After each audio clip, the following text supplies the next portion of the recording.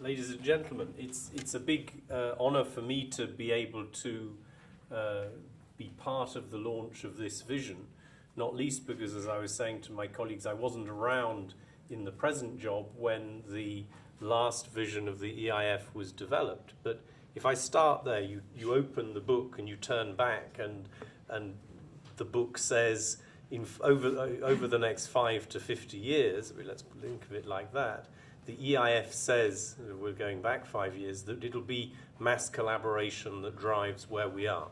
And then you think about what is going on in terms of crowdsourcing, collective awareness, the growth of social media, and also the use of collective intelligence around TripAdvisor or I Want Great Care to drive a sort of bottom-up empowerment of citizens. And you'd have to say, well, that was not a stupid call. And then you read on, and it's very flattering to find cross-references to the sort of foresight work that we're trying to do in our own bit of Brussels down in the Avenue de Beaulieu. But overall, what I think you see is a dispersion of the drive. In other words, the digital drive has not got weaker, but it's now everywhere. And so one way of looking at it might well be that the digital world in 2030, the world will be so thoroughly digital we'll have forgotten the adjective. Just as in many parts of the world, people are pleased to say they've forgotten that it's an electric-driven world. And then you visit a part of the world where you get brownouts or you don't get good connectivity to the electricity grid, and you realize what a privilege we have, and you think about the divides.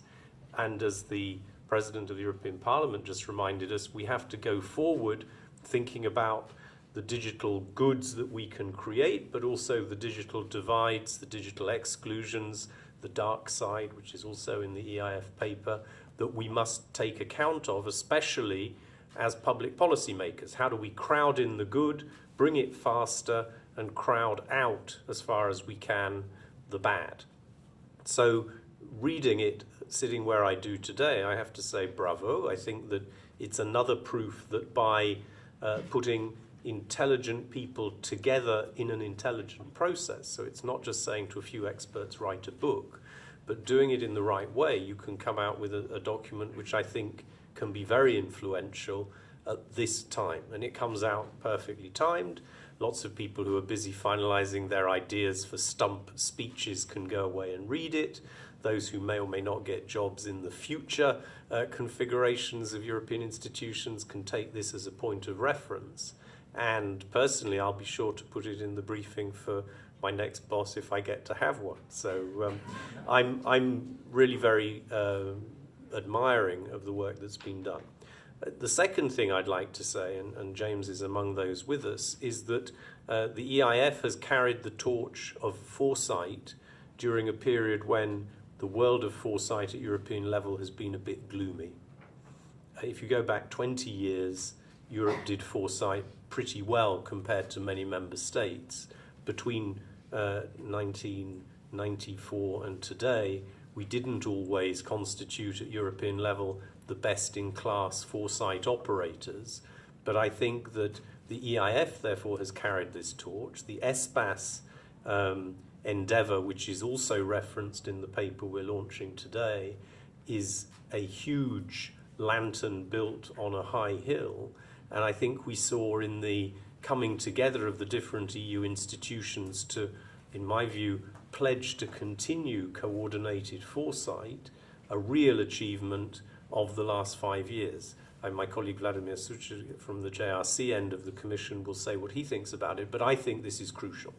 When I was a really young official, one of the first things that was part of the training for a British civil servant in the 70s in the UK was to hear from the guys in Shell who did this scenario planning, what is it?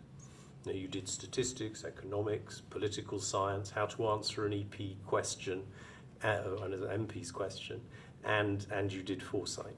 And so that has stayed with me, and I think that seeing it now through the EIF's example and through the ESPAS, reaching a sustainable critical mass in the way Europe decides what to do, this gives me a degree of confidence in our future. Because if we can see far enough ahead, we'll navigate better.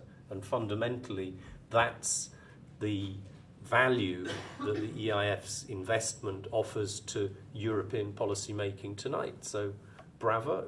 Thank you very much.